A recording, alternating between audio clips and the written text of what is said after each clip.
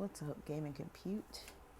It's been a little bit since I've recorded at all about um, online stores and online sales.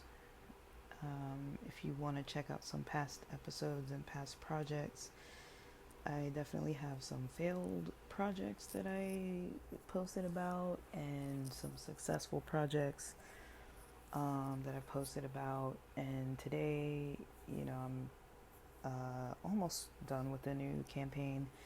So I'm in the process of, well, I just want to talk about it. Now is a good time. September was probably a better time, but now is a good time to try if you're going to be doing online sales. As we know, Black Friday is upon us, Thanksgiving season, holidays coming up. Uh, so so for people who are newbies and completely new, I would say two things to try to consider are either markets that are popular niches right now. Um, Now I'm completely uh, freaking. I don't know what I should say. Like uh, I'm not so in tune with what's going on in the world, so I'm not the best person when it comes to trends. But you can think about things that you already know. Um, if you're in a position like I am, where you don't really know a lot about what's going on in the day to day in the world, what's popular as far as like toys and popular products.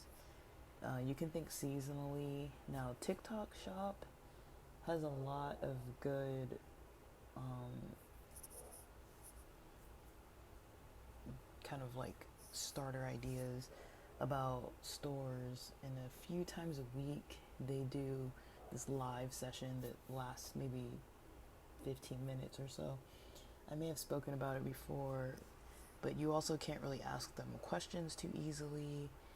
Um, TikTok Shop, I don't hate it. I don't hate it. It's just easy to violate policies.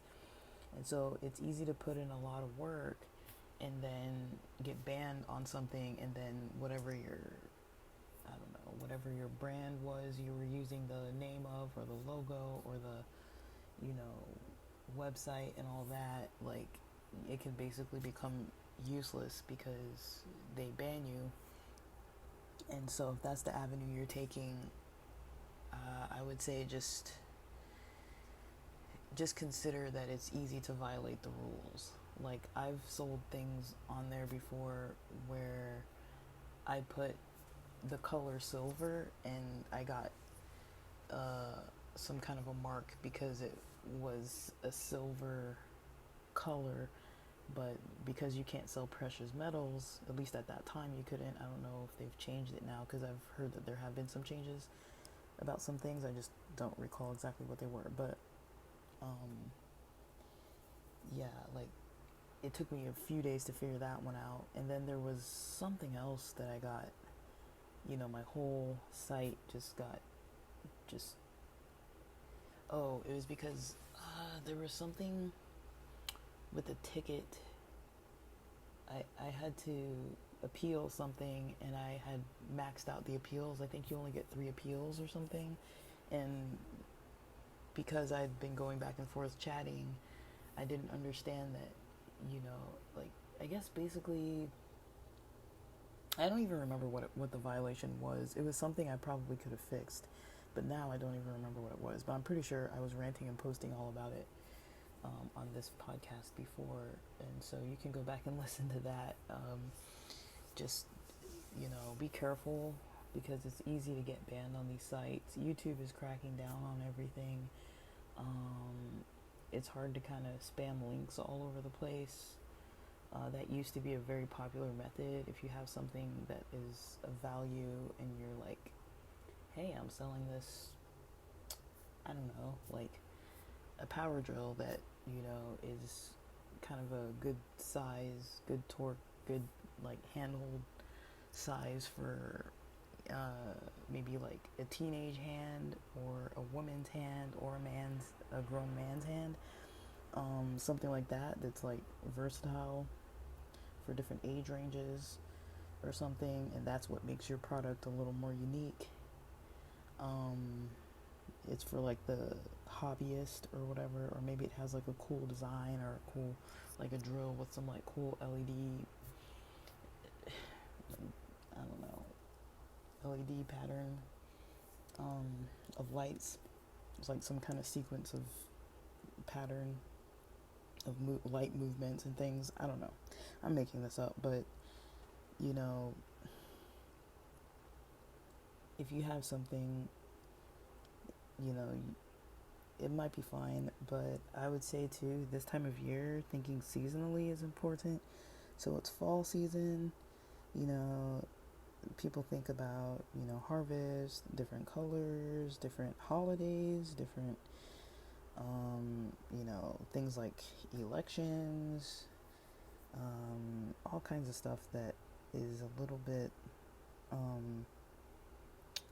I guess the issue with doing something very, very seasonal is that it's not, it might be too, like, if it's like a Christmas stocking or something, it's like you don't need those all year long. And there's stuff that's trending that you can kind of, I would never say fully copycat something. If you're gonna try to copy something, maybe copy the model of the methods people use, but don't copy their products. It's just shady. It's shady work. Like, be creative, use your own brain, don't be stupid and use, steal other people's stuff. It happens all the time though, which is why I don't directly talk about specifics that I'm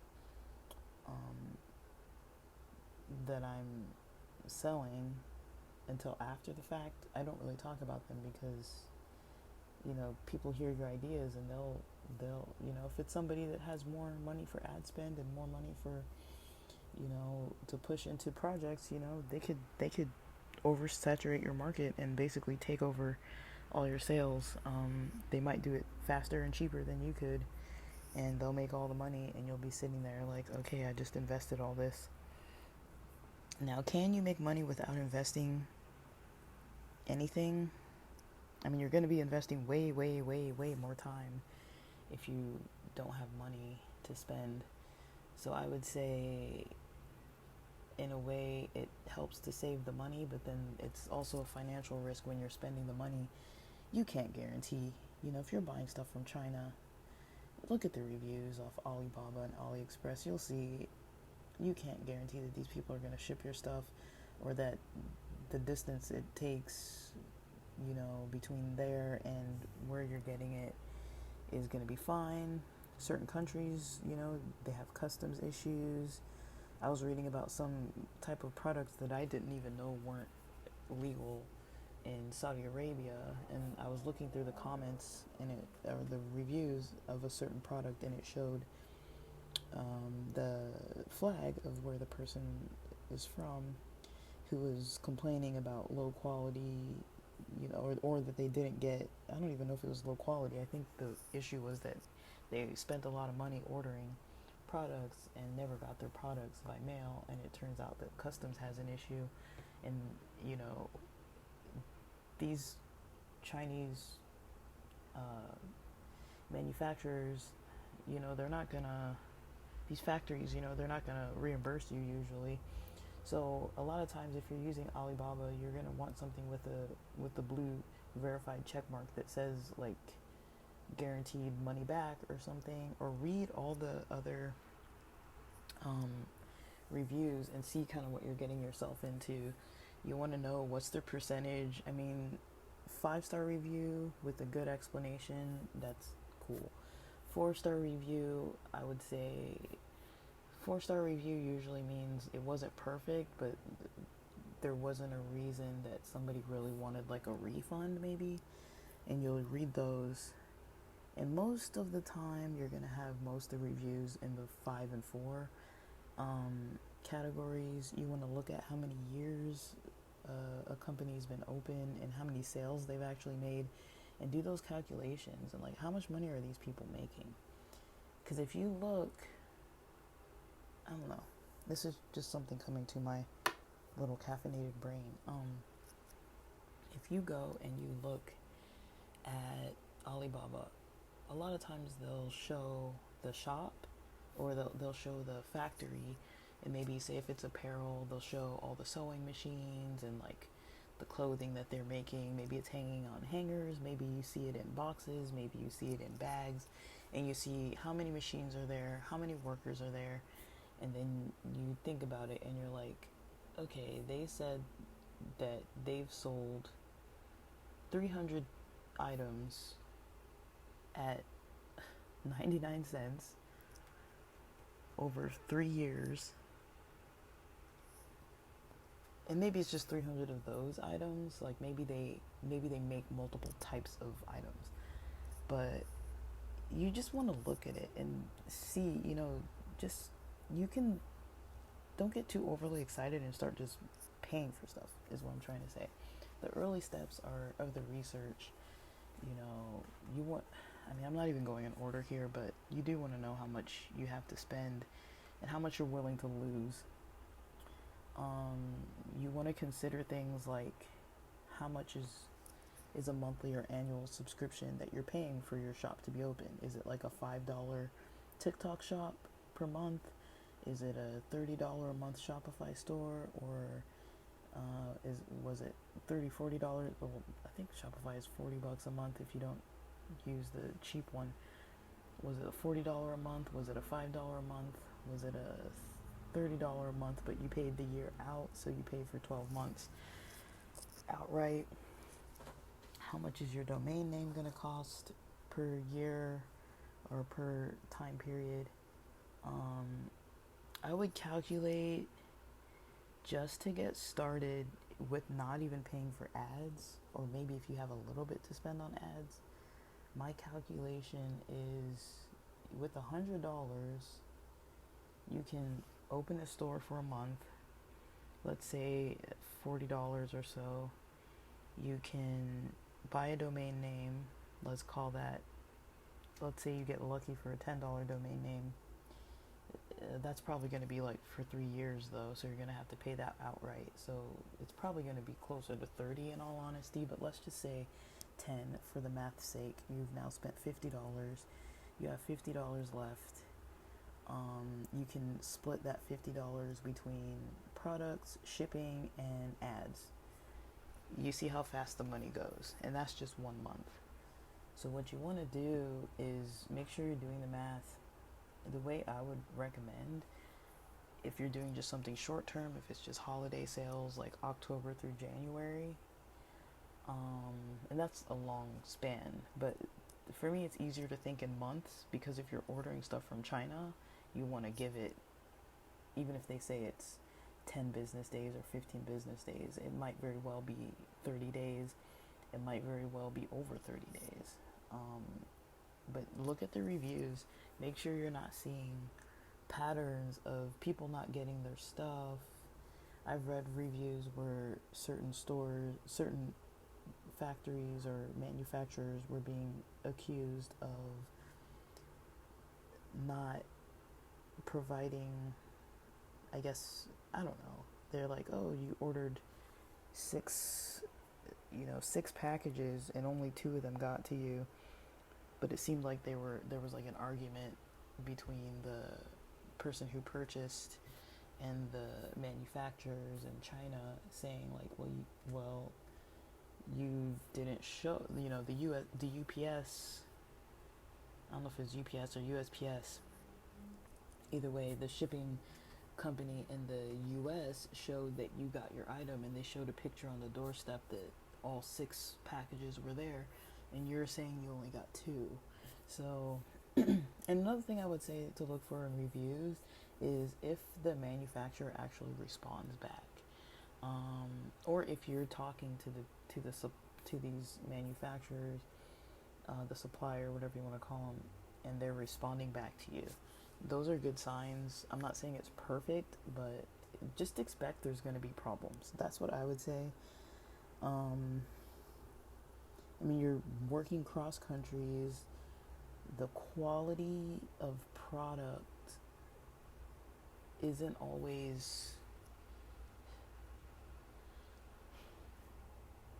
what maybe an American would expect. So that's one thing that I've noticed. I'm not trying to make some kind of ethnic or racial kind of comment about people from China in general. I'm just saying, standards of products are different. For example, I purchased off Amazon, which I knew was coming through somebody who's either drop shipping or, has items stored to be shipped out from a warehouse where they're having their products stored. I purchased some weights for like weightlifting. Now the product came packaged. The box on the outside, it was just a classic box, very heavy, obviously. It was like 40 pounds, but it had some other items in there. And, it was wrapped in like a thick plastic with all these stickers all over it from China and all these other, all the stuff that went through customs. It was like shrink wrapped plastic on top of the box, on top of a regular brown shipping box. And I get it, lug it into the house, unpack it. Each item is wrapped in bubble wrap, but for some reason, a lot of the weights, like it was basically a set where you could make a barbell. It was like a barbell set that you could attach and detach weights, and it was a barbell set, but you could also create two dumbbells out of it. Like the middle bar had like two other bars on the outsides of that one that you could screw on, and so you could detach those and make dumbbells, and attach different weights to the outside of those dumbbells, or use one big weight as a barbell. But for some reason the weights came, they were individually wrapped in plastic wrap, I think with tape. It was like bubble wrap, which was fine, but they had oils on them, like some kind of oil, and they were grimy, like with dirt. I literally had to get like something. I don't remember what I used. I think I used like disinfectant spray or like something like those kind of disinfectant wipes that you use to like clean in the bathroom counters or whatever, and some towels and soap, and I had to basically wash them when they came in. And it wasn't like American quality weights, but I was like, as long as it doesn't fall on my foot or break in half or something and like damage my floors, or the weights don't open up and like spill whatever's inside of them, if it's dirt or sand or whatever, I'm like, whatever. But it's, the quality was, I think it was like in the $60 to $70 range for 40 pounds of weights, and the quality, I don't think I could find something in that price range in the US for 40 pounds that was an American brand that was, even if it was cheaper quality, I don't think it exists unless it's like used. I hadn't really seen anything like that, because then when you're shipping it, it's going to cost more. And so with that price range, to ship something that heavy, and to get it that fast, I couldn't have the quality on top of it for that price range. So I sacrificed quality for the speed of shipping, and the low cost of shipping, because it's Amazon Prime, and you already pay like a monthly subscription, like $17 or whatever for that. So that's just one example. you kind of have to consider that and like reverse engineer that process for the customer who's buying from you. That's kind of the same issue you're going to have, is the quality from a lot of these products from China. If you don't already see a sample and multiple samples, because obviously they can send you one sample and it might be good, and then you go and buy bulk, wholesale, and then it's crappy. You want to make sure you can return stuff, but then you have to take into account, you know, even if the shipping is covered, again, to ship back, you're still losing all that time. If you waited 2 weeks, how long is it going to take for it to get back over there? Is it going to ship back just as fast as you got it? And do you have to pay more out of pocket? Do you have to pay for packing materials to like ship it back? Like, you can lose money even on a sample because you still have to pay for the shipping. So, and there's no guarantee. So I would say you gotta start low and slow, and that's the part that people don't like. It can take months to kind of like get samples, see if there's anything you can work through. Like, if it's a site that might work with you, like some people are like, oh, this needs more stitching on this area, or the logos are all lopsided, or this part, if for some reason all the seams on the left side are missing. I saw somebody talking about a jacket that they ordered wholesale bulk amount of jackets, and your hands couldn't fit through the cuff of the sleeve because it was too narrow, and they said it needed to be at least 1.5 inches thicker to put your hand through it. I mean, these are terrible like reviews, and these are just, I was just clicking on stuff. It wasn't even like I was looking for something specific at that time when I was clicking around. I just wanted to see certain, like, a few things, went down a rabbit hole for about 30 minutes and was like, okay, what do we have going on here? And I noticed that right away when I clicked, the reviews. Obviously the first ones you're going to see are the 5 stars and the 4 stars, but don't even click those, yet. Start with the one star reviews. See how many there are. You want to rate, you want to see the percentages. If it's a very high percentage, that means there's a problem. If you start seeing,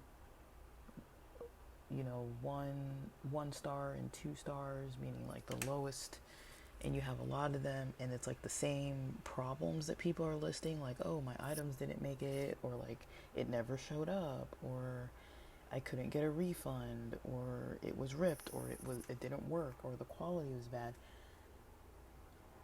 And then after you've read all the bad reviews, go read the good ones. Look at the dates of the reviews too, because some sites, some manufacturers might, maybe this was 2022 and it's 2024 now, and maybe all the reviews from 2024 are 5 star, but for some reason all the reviews in 2022 were 1 star, 2 star, and so maybe they've improved, right? So I mean, this is guesswork too. Like, there's no guarantee that you're going to be right, because you can't just, unless you live in China or go to China, you can't really walk into these sites and like look and see what you're getting into right away.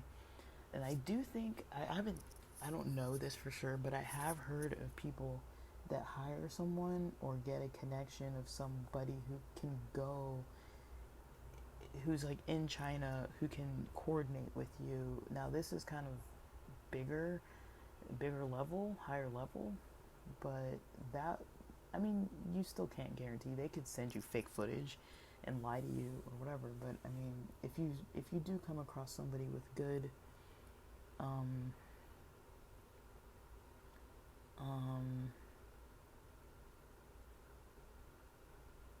with good, like, reviews,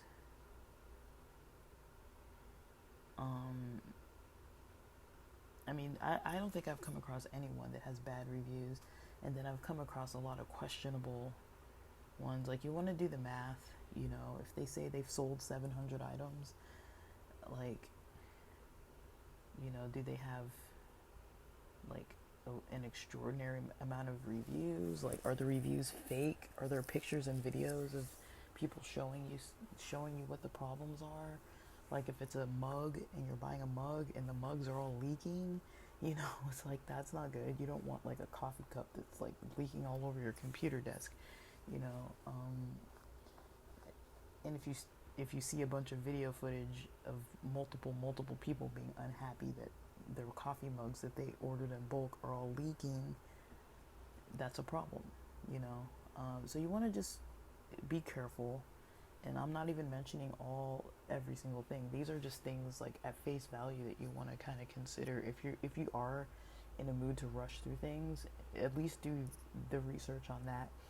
At least look at the pictures where they say a lot of them have like the pictures of the factory. You can look up their company. Don't just look at it on Alibaba. Go off of Alibaba and make sure this is the same company. You can even reverse image search things and make sure that it's not just stock footage of people lying and saying, oh, this is what it is. We have this factory that makes these motherboards, and then it's like not even, it's something from like 1995 or something, and some stock footage from from like Shutterfly or something. Like it's not even real. So you want to make sure these people aren't stealing images and faking things, and you want to kind of look at what these factories look like, because I like to think it through. The way I see it, if somebody's selling 700 items at 99 cents each, they're making $700, about, less than $700, but let's say they're making $700. And if that's all they've made since 2022 and it's 2024 and they've sold 700 items in the past 2 years,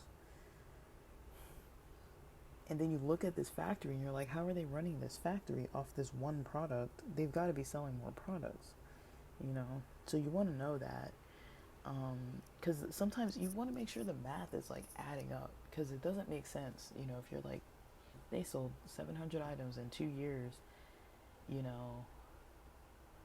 $700 worth of items in 2 years, and then you see like this packed factory with like all these machines, all these workers. You got to think, okay, if it looks like they have 100 workers, that means over the course of 2 years, each worker's getting $7, and then they still have to run the site, electricity, machinery, repairs of machinery, supplies. That doesn't make any sense. Right? Does that make any sense that somebody could sell $700 worth of stuff in 2 years and run a packed factory and be paying all their employees? That doesn't make any sense. So either they're producing more than one type of product. So you want to see, is this the only thing they're making? Or if they're not making any sales, it's kind of like, okay, the pictures that they're showing you, how accurate is that? Is that just one day where they just decided to get a bunch of people to sit there and take pictures? Is it a humane site?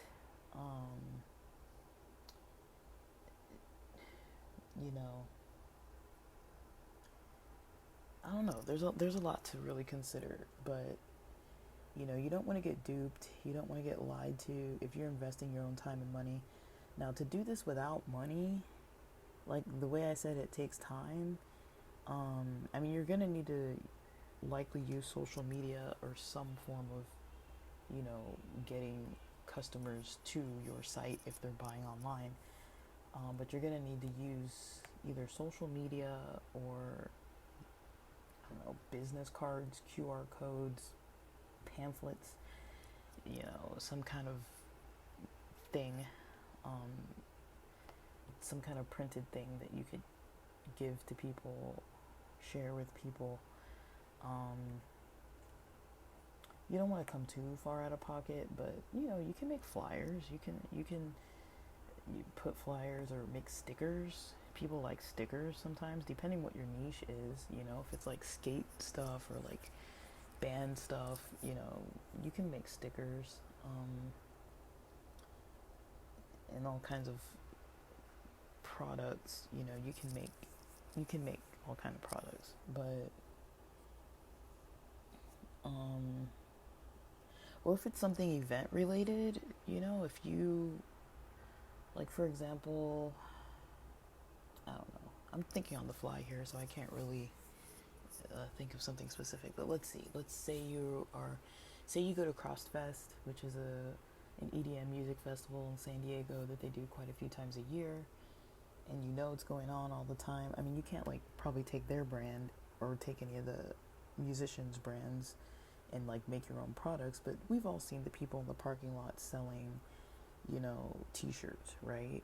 So you could have, I mean, if you wanted to go to the concert, you could probably bring like pamphlets or stickers or something to kind of promote a little bit and not have to have a stand and not have to have a booth and not have to sit outside in the parking lot selling stuff one at a time. You can kind of promote better that way. So that's one idea.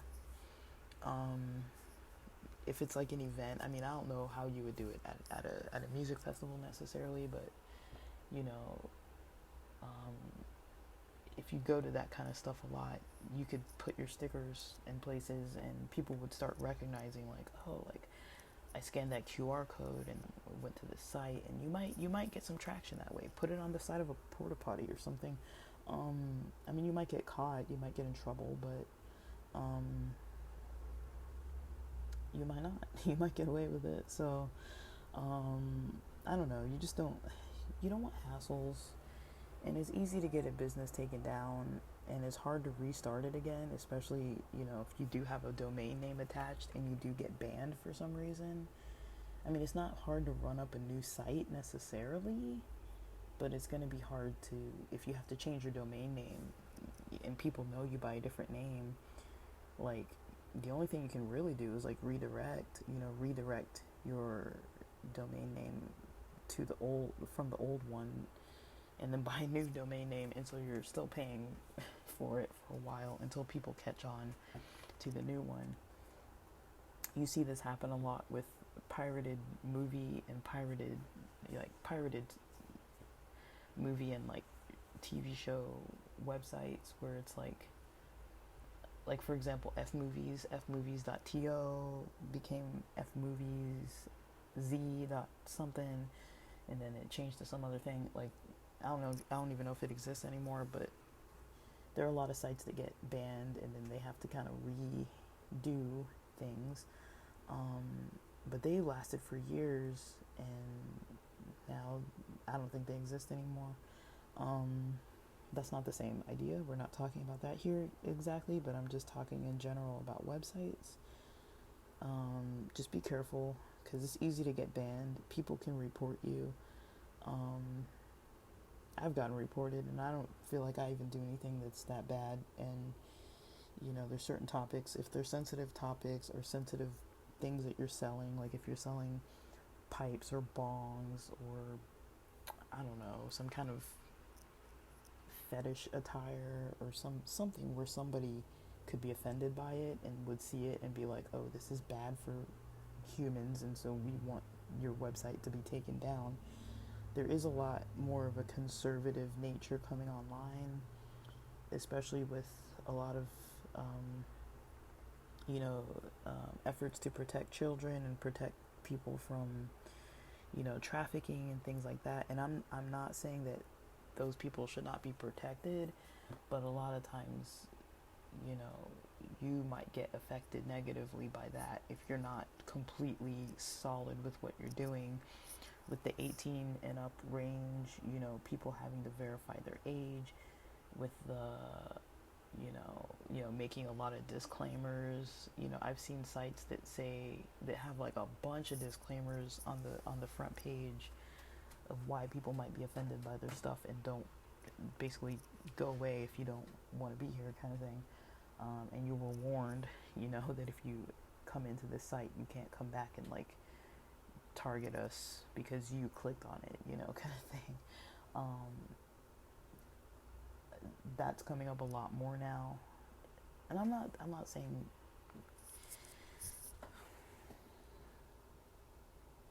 I don't know, I'm frustrated with a lot of things, which is why you guys have probably noticed I haven't been posting as much. I've been trying to like wait till my energy kicks back in, and it finally did recently. So I kind of just needed that reset button to be hit. But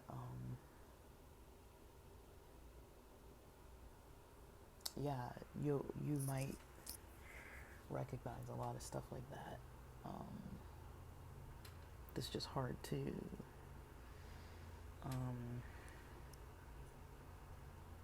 it's just kind of hard to work around. We all have to deal with it. There's no real way around it other than to have an option, have a method to either defend yourself or have a method to appeal or have a method to, make sure you're not the one who's who's taking all the risk. I'm not saying do risky stuff. I'm just saying it's easy to not realize what people are going to be offended by, because nowadays people get really offended by all kinds of stuff, and sometimes it's a jealousy thing, and there's a lot of, I don't even call them cyber criminals, they're cyber idiots. There's a lot of those kind of online that, I've seen. There's a rapper that I follow on Instagram, and her girlfriend basically hacked her site and started posting about her, saying like, I am so and so, and I did this and I did that, and like making her sound bad, and I guess had her password or found or got her password and hacked her account and bullied her. And this is a professional rapper's account, where they, where people see their music and see their, their posts and everything. Imagine being that rapper and you now have to go back in and keep telling people, hey, my ex hacked my account. Hey, this isn't really me saying these things. Hey, like, and this is your professional brand that you've worked on for all these years, I've seen that happen. I've seen, even on Facebook, people hacking each other's accounts and just like posting dirt about them, even if they're not famous. Just issues with exes. That's something that I've seen.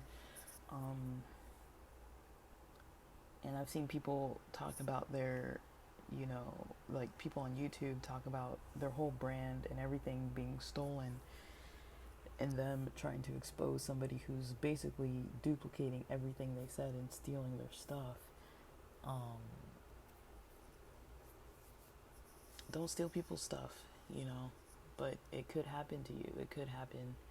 And that's why I would say, if you're in the phase of teaching, I like to talk about stuff and give people ideas.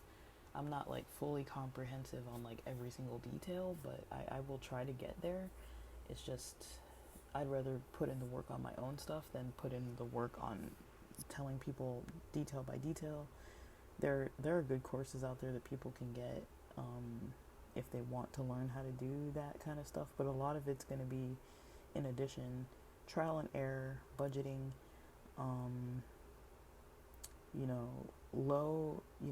trying to manage risks at a low level and kind of learning slowly and not investing a whole lot of money before you've sampled at least a little bit of stuff or dabbled and, dipped your toe at least a little bit, and give yourself a buffer of time, because like I said, a lot of these companies out of China, their idea of quality is not like when you go to like the Nike store here in the US, or when you go to the Puma store here in the US, or when you go to Tilly's skate shop and try to like buy a bunch of, skater gear, or when you go to like, I don't know, surf shop or something and try to buy like a leash or wax or anything like that. It's not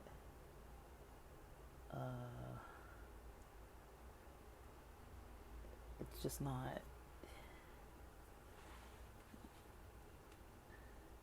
it's not the same. They don't have the same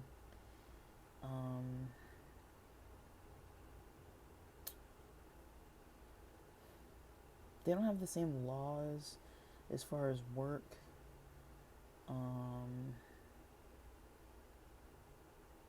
Now, I don't want to fully knock China because they do have good stuff too, but I'm just talking about when you're trying to get something cheaper, it's cheaper for a reason. You know what I mean?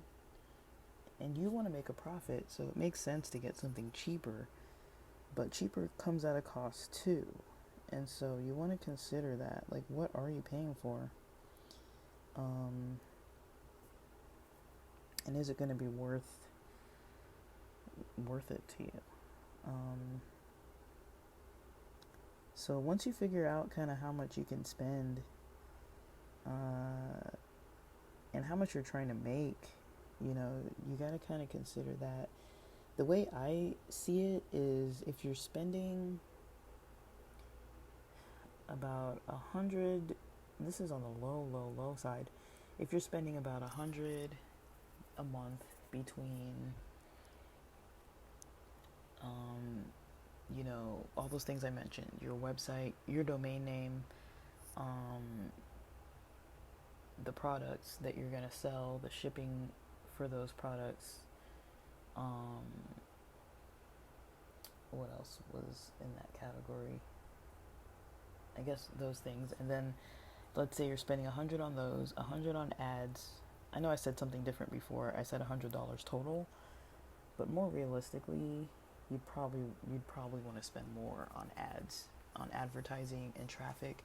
And again, slow, not just like dump a bunch of money for one day, like a $100 campaign. You want to spread it out. I'll talk more about that because I know people might want to know more about like advertising skills and things like that. I can talk about skills. None of this stuff is guaranteed because I don't know what the products are. I don't know how you're marketing it. It could be anything. Like, your site itself might be turning people away. They might be a little suspicious. It might run a little bit slow. It might look a little bit whack. They might not like it. Your payment gateways might be an issue. Clicking on certain stuff might be an issue. If you use somebody, if you use somebody for SEO, make sure they can like write in English or in whatever language you speak, whatever your site is in. Make sure they have good grammar. Don't let somebody get in the back end of your site and write up your whole website with a bunch of grammatical errors and weird punctuations and stuff, blending words together. It can be simple stuff, like say if you're selling watches and that's all you're selling, and then somebody puts man's watch, but MANS watch, and then they put woman watch, and those are the two items you're selling, and those are the two titles you have. That's not proper grammar, even though it seems like it might be. Usually in English you would say MEN apostrophe S, WOMEN apostrophe S, men's, women's, right? But something as simple as man's and woman, could just, somebody might look at your site and be like, these people can't spell, and just, they won't even buy anything, or they click on it and start reading the descriptions, and the descriptions are all like translated weird. Maybe somebody just did auto translate from some language and it's a bad translation, or it's just weird. Like, the English language is very nuanced, and so people can still understand what you're saying and what you mean by what you write, and it can still be wrong. and I think your typical American, if we're just talking about Americans here, because there's too many cultural variables to like go into every single type of person that exists on the planet. So just to keep it simple, we're talking about the United States, or at least English speaking people. A lot of times, if you let somebody else write your site, the English might not be good. So that's something to consider. When they say they do SEO, make sure you know what that means, and they're not just saying it and not doing anything. Because people will say, "Oh, I do SEO on the back end, and like it'll get you more sales and more traffic," and then you're like, "Well, what exactly are they doing? What exactly is the SEO that they're doing?" If you're using Shopify, pay attention to, if you're using apps that expire, that's another expense for you. So if you're using some kind of drop shipping app or some kind of tracking app or some kind of sourcing app or some kind of app, some kind of way that you're doing something with, you want to make for sure that if you're using an app, the app doesn't expire. I mean, I've used apps that were free and then they weren't free after a while, and I didn't know that. And so I didn't know that when people were clicking on the items, they couldn't buy them because that app the app on Shopify was no longer working, and so it wasn't going directly to purchase, and it was giving errors. Test out your site on a regular basis. Test it as a buyer. Make sure it works. I mean, don't like ship it to yourself and buy your own stuff necessarily, but make sure it works. And just take it slow. Take it slow. Go with what you know. If you can't do seasonal, go with things that you actually know, so that you know what you're selling and you know the product and you know, okay, this is bad quality. When I wear cleats and I'm playing soccer, I don't want some weird arch support in some strange area of my feet that is painful when I'm running. You won't know that if you don't play the sport or ever wear cleats. Even if you buy a sample, you'll wear them and you'll be like, oh, maybe this is the way they're supposed to be. You might not know, but that might not be the case.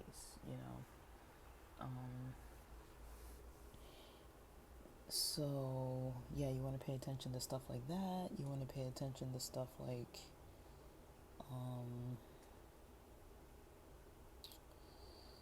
what else?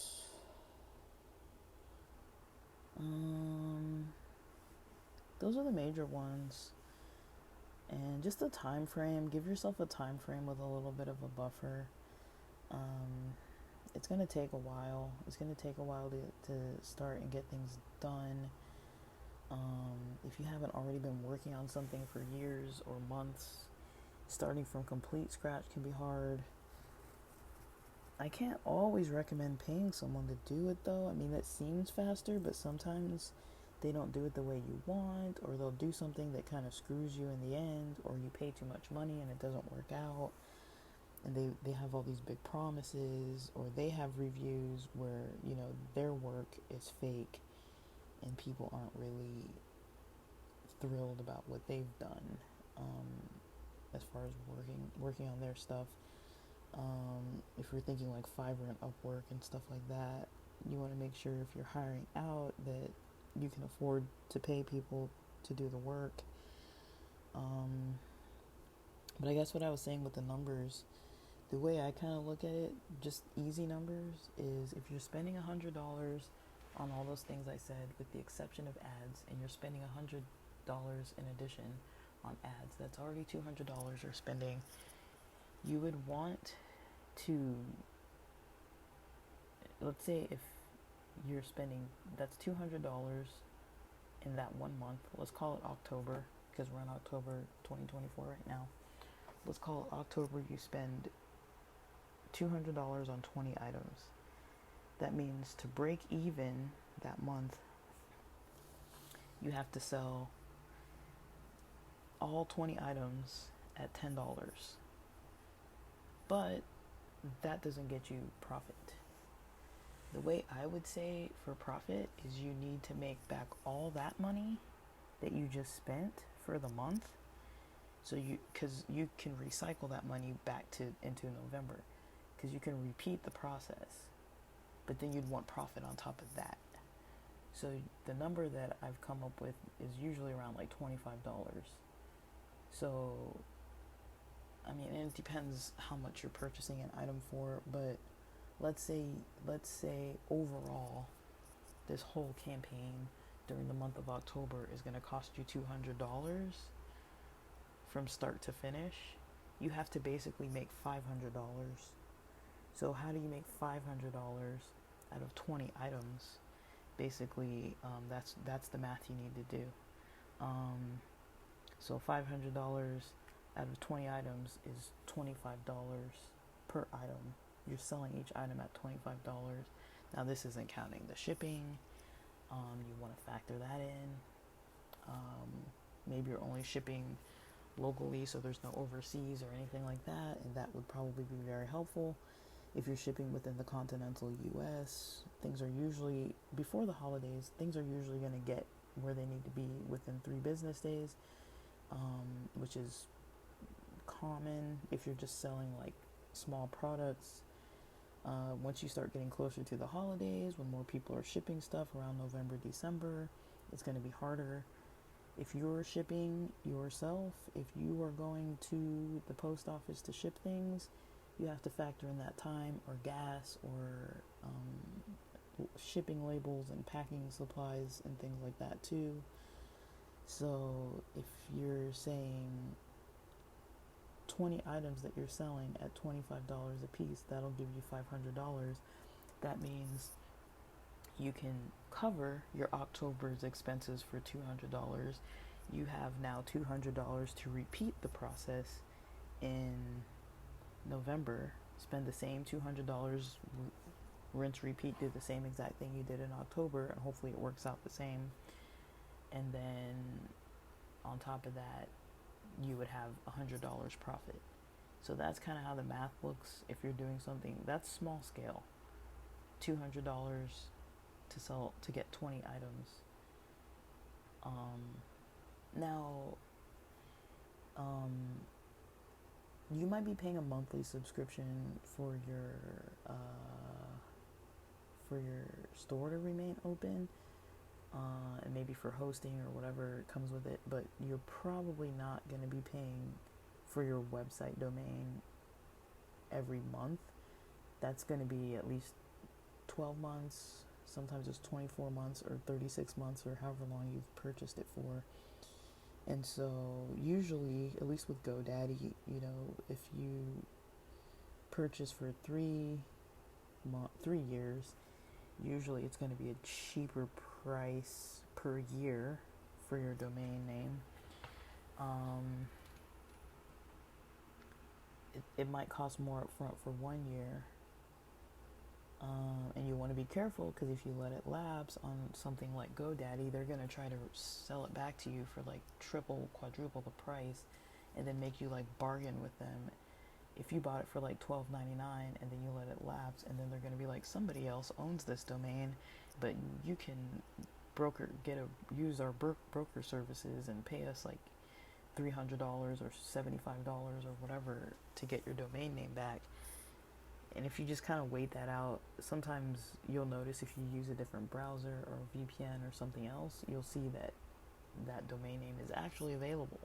They just target you because you're the one who initially had that domain name purchased. So if it does lapse, say it's like, okay, my domain name expired in September and now it's October 4th. And it expired the last day of September, and it's 4 days into October, and I wasn't paying attention, and now I'm like, oh, my domain name, I want it back, because now I need to I'm running up my site for October.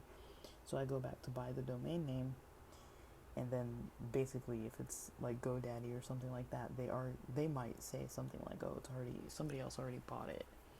You also have the option to sell your domain name.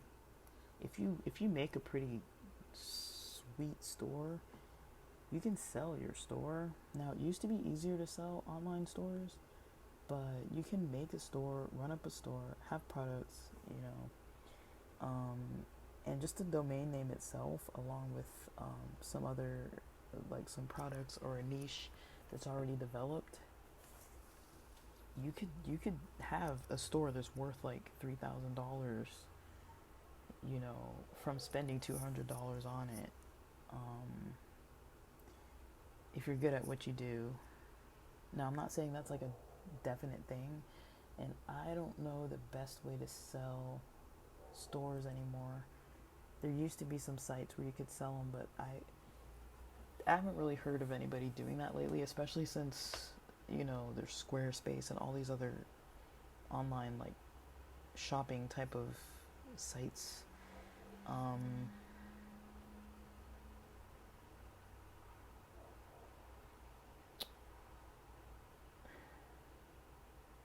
yeah, there's all these other sites now. So I don't know. I guess that's about what I have to say for like beginners. Those are the things to look at.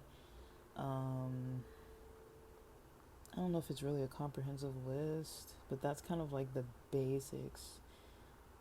If you're actually trying to look at things, I mean, I think for a lot of people, investing $200 in something and waiting 1 to 2 months to see if you can even make it work, that's a lot of time and money invested. Um, you might consider if you could invest that money a little more wisely for something a little bit more guaranteed. And like I said, just to get a site up from scratch, it usually runs about $100 for everything total. And so, and I'm not even fully talking drop shipping. I'm talking like you're risking by buying the products. That's not fully drop shipping, because drop shipping is when you don't really buy the product outright. Um, Drop shipping saves you from having to purchase things before people buy them, but the bad thing about drop shipping is the longer times. Now there are ways to get around those longer times. I know Biaheza has a brand now where you can source from sites that are quicker with shipping, like within more closer to like a week. But then again, you are competing with Amazon Prime. And if people can find your item on Amazon Prime and get it in faster than 3 business days, they might be willing to pay that price. And if your items have to be $25 because you're trying to get to sell 20 items at $25 a pop to get to that $500 profit, or the $500, revenue, and then, it's really a $100 profit approximately, after you consider covering your expenses for the month of October, reinvesting $200 again into the month of November. You have the 100 set aside for yourself then at that point, and you would hope that in November you can do the same thing. Sell another 20 items at $25 a piece. You would cover your November expenses for, it would probably be a little less than $200 because you wouldn't be paying for your domain name. So maybe you could put a little bit more of that money into some other area, either into advertising or traffic or something, I don't know, products, or making products cheaper. And hopefully you could deduct maybe like say if you're saving $25 now because you don't have to buy a domain name in your second month, then each item you can maybe make it $1 cheaper or so. I mean, it's not a lot, but it might help. Or buy a couple more items that you can sell. I don't know. Or put it back into the advertising budget, or consider it profit, an extra $25 profit. So now you have $100 again profit after you've paid November's expenses and reinvested back into into upcoming December. But if you're only making $100 a month, basically, that's what that is you're basically making $100 a month. That's not a lot of money. So eventually you'd probably get to a point where you have, maybe after 4 months or so, maybe you have $400 sitting aside from all those 4 months that you made that money. And if it's not something that's a very niche, a super niche, like winter or fall or like seasonal type thing, like a Santa Claus hat or something that you could sell year round, then yeah, you might still be able to sell just as much outside of the holiday season. But that is one thing to consider too, is that holiday sales might not be equivalent to the rest of the year. So maybe when you're doing well during the holidays, that might be a little difficult, like coming into January, February, March. That might get a little hard depending what you're selling. You might want to take that into consideration, or have a different product in mind, or test different products. But you know, do it slowly. And yeah, if after 4 months you get that $400 in your pocket now, you know, you can basically double what you were doing per month. Instead of $200 or $175 a month, you can do maybe $300 a month or $400 a month that you're investing to hopefully get a return on investment.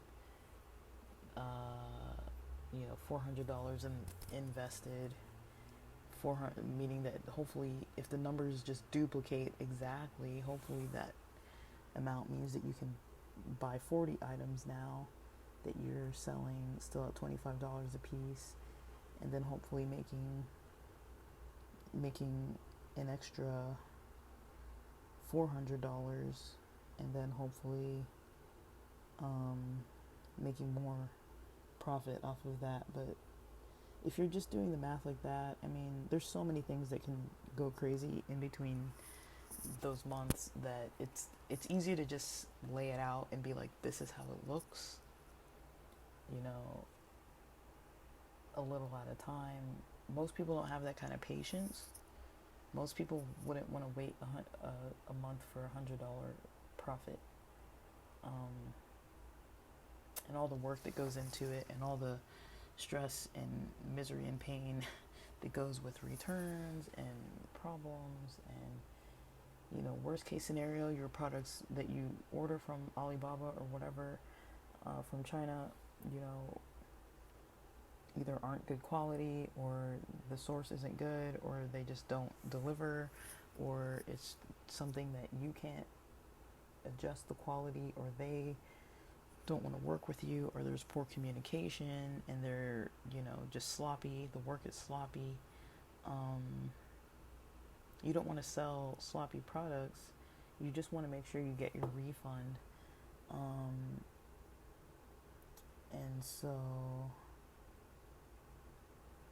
you know, some places also have local returns. So, if if you can do like a local return, that might help too, so that you don't have to wait for that whole entire time of, you know, shipping it back to China, and then however long it's going to take for them to reprocess your funds. Don't do this with your rent money or your grocery money or the money that you need, because there's really no guarantee, and you might end up in the hole. There's no guarantee of profit. But that's kind of the general of how it looks.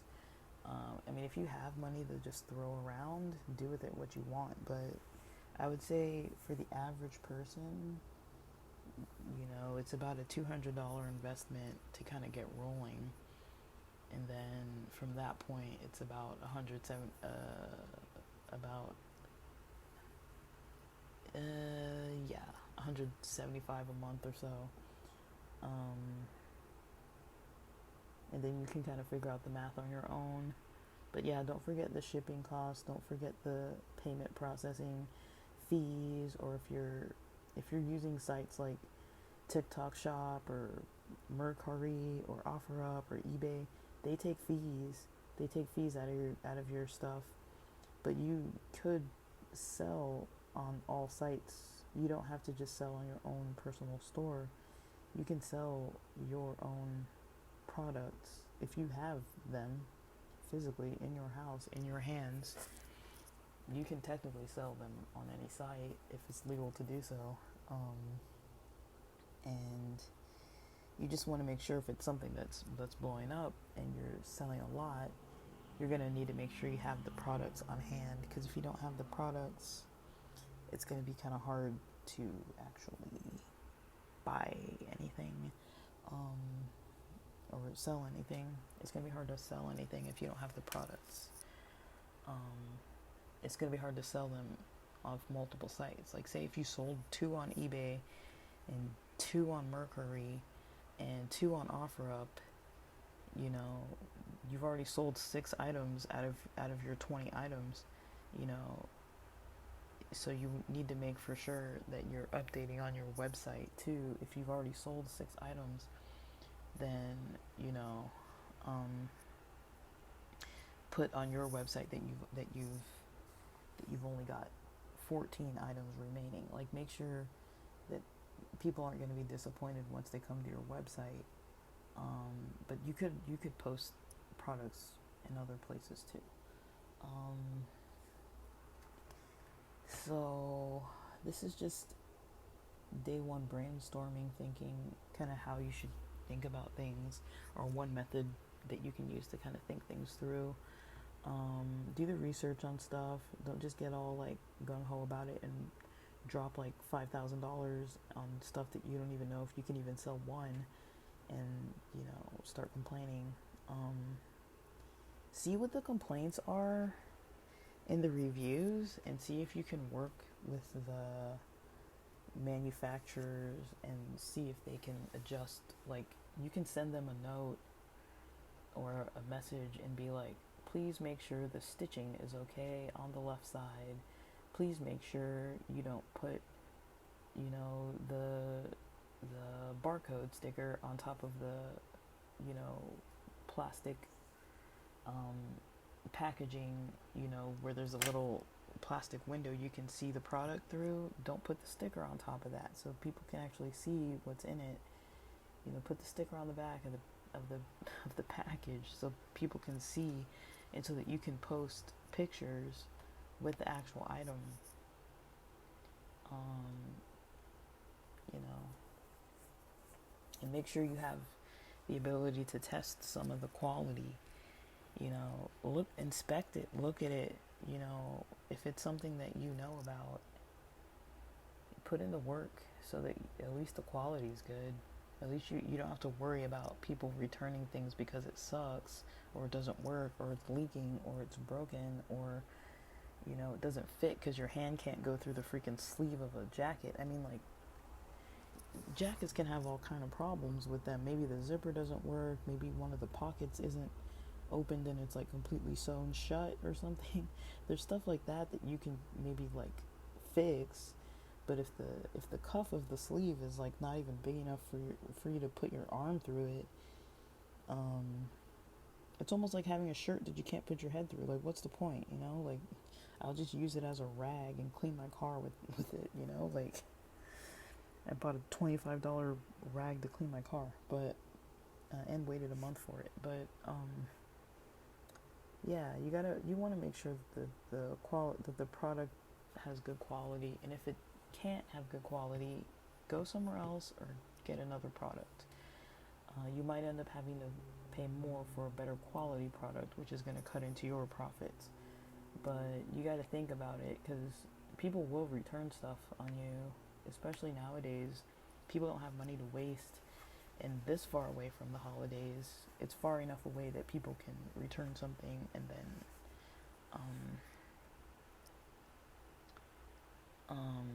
yeah, it's far enough away that people can return something and then get it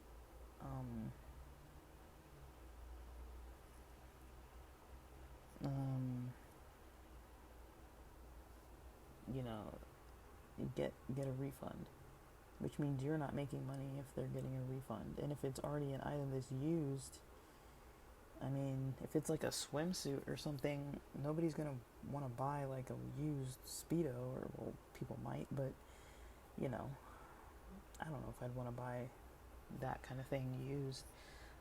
Some things people don't want to buy used, and so, because it's not sanitary, or it's just a little awkward, you know, so you want to consider that. But I'd say start small. Like, if you're not comfortable paying a lot for a Shopify store and all that, you might consider like the cheaper Shopify stores and TikTok shop and that kind of stuff. Um, there is an appeal to it, but I don't know, guys. There's gonna be risk. And you might get a bunch of traffic and no sales. You want to be able to track what people are doing. So if somebody is actually making sales for you and helping you with that process, if you have a sales team or whatever it may be, or people like ambassadors promoting your products or whatever it may be, if you have something like that,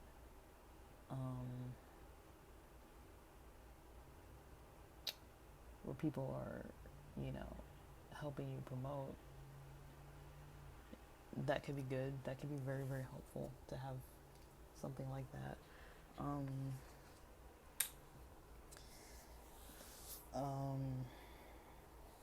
Yeah, so I don't know if you guys are into this topic. If you are,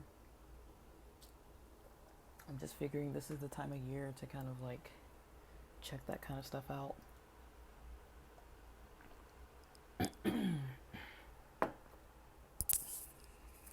Excuse me. Wow. The bottom of my coffee is like complete sludge. Oh man. It didn't filter too good. And it's all just like grounds. I just drank a mouthful of grounds.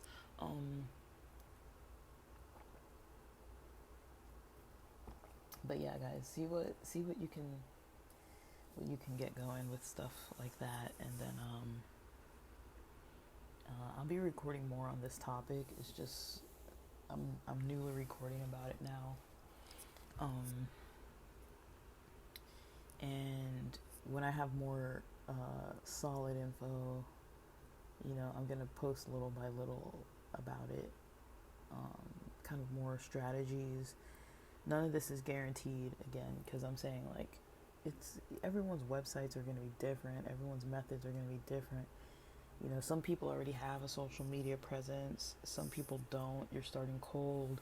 Starting cold might work in your benefit. Once you get the account warmed, it might work in your benefit because the algorithm might be pushing new sites depending which platform you're using. So it might actually work in your best interest to start something brand new. It might not. I don't know. It just depends on what you got going on. So I would say you don't really always have to spend a whole lot of money, but you should probably have at least a little bit of money. And if you have a car that works and drives, you could always do a little Uber Eats delivering. To kind of get where you're trying to get, as far as sales and things, like as far as like money for spent expenses, but that's more time and effort out of your day and week, and more time and effort and money out of your pocket, because doing delivering is not free at all.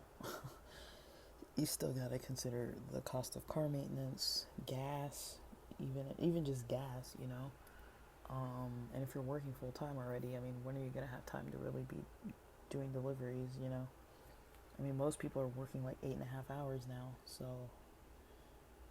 but I don't know, like when you think of it, you can see how much time you're spending on online stores and things.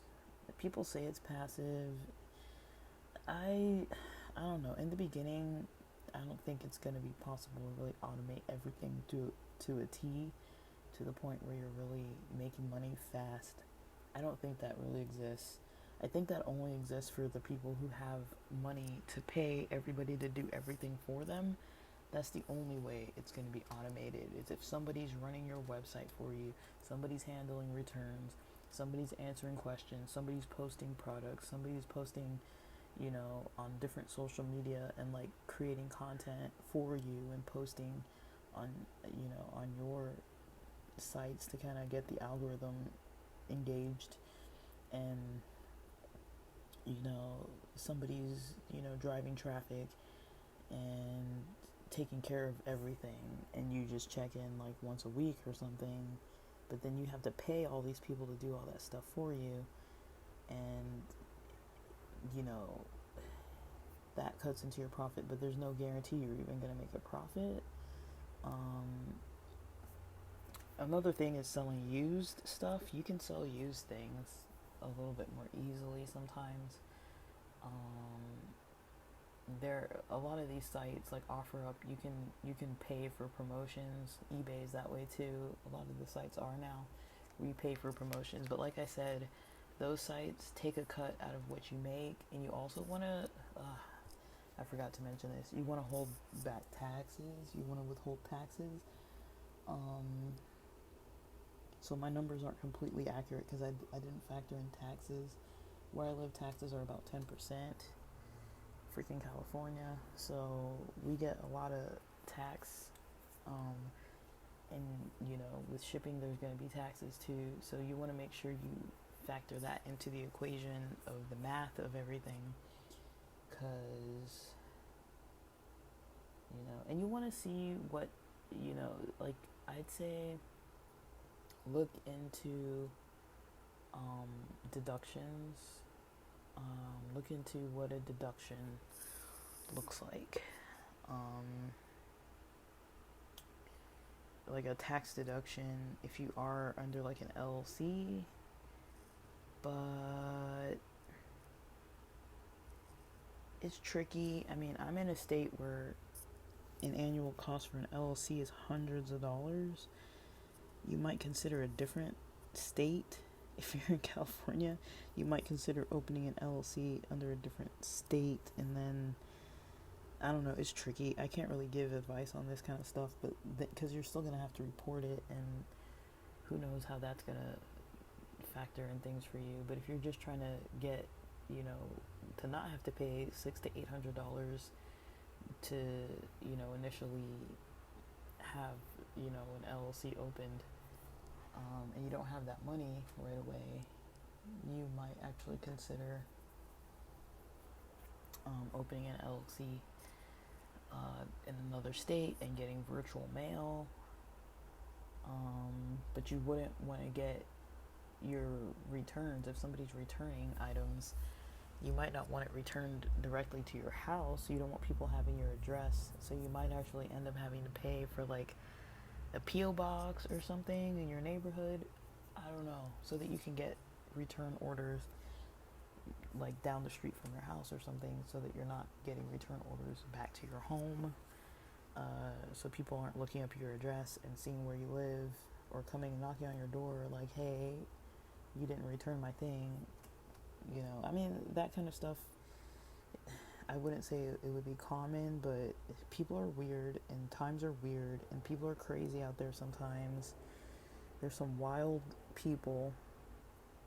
I know, I come from the mental health world, and so I know it's not appropriate to call people crazy, but I don't have a problem calling somebody crazy if they're violating my rights. I'm like, bro, like you're out of hand.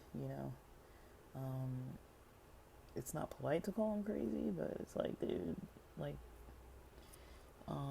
mental illness is one thing, and it's another thing when you have like stalkers and all kind of stuff like that going on. I'd be like, I don't have any problem calling people like that crazy. I don't really care. At that point, it's like, I don't see why there's any reason to have to be cordial about it when somebody's jeopardizing your safety or your own peace of mind.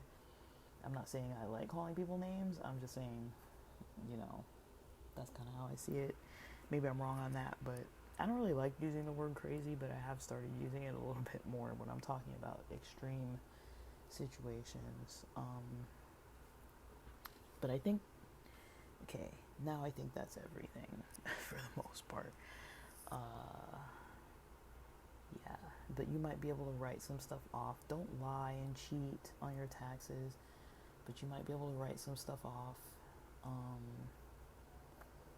So you might consider opening something under an LLC. You might be able to write off all the costs of all this stuff. Maybe. I don't really know, but you might want to look into it before you open one, because it's not free to open an LLC. Um, but you can get a cheaper LLC if you just do it in a different state sometimes, depending which state you're in. But when tax season comes around, you might get a little screwed. I don't know. But you might consider opening a business in a state that's not yours. But those rules might be a little different. Depending what you're selling, it might not be legal in all states. But it might be worth it for the write-off. Not worth breaking the law for the write-off. I just mean it might be worth it to open an LLC in general just for the write-off. So at least if you're not making any sales, you could possibly write off what you spent. I don't know if that's 100% true, but you might want to look into that, because it might just depend what you're doing. But you want to keep records of everything, keep track of everything. If you're having business meetings and all that, you can get a card that you use for business. You can get a card through Novo, a business card through Novo, a business account through Novo, and run everything through them. I don't know if I can recommend that bank necessarily. I've had one problem with it once at In-N-Out. Some reason the app wanted me to verify that I was making a purchase, but because I didn't have Wi-Fi in that little section of the city, my card wasn't going through because I wasn't getting the notification because I didn't have Wi-Fi, and I couldn't check my app or anything. But that's the one issue I had with that card, was that it wasn't working that time only, and I know the money was there because I had just checked it beforehand. So, because I just transferred it, I think, from my Venmo onto that card. And so that's one way to keep track of your expenses, is just to use that as a business account.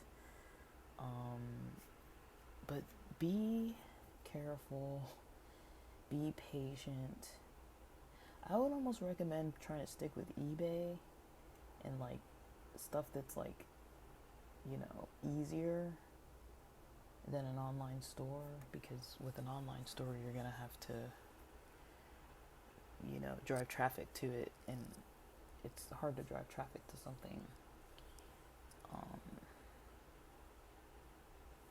It's hard to drive traffic to something cold if you've never done it before, and it's hard to do it without spending money or a whole lot of time to do it. But you are going to need traffic. You can't just have a site where nobody goes. It's like having a store that nobody visits. It's like you're not going to make money if nobody knows it exists. And be careful, you don't want to talk too much on social media about your brand, of what your specific brand is. On here, I don't talk about the brands. I talk about the ideas behind it, but I don't talk about the brands, because people can easily go look it up and then copy your whole thing and have a whole business that looks exactly like yours. And that's what you don't want. You don't want competition that's copycat competition. Because some people have money sitting around waiting to spend on this kind of stuff. So,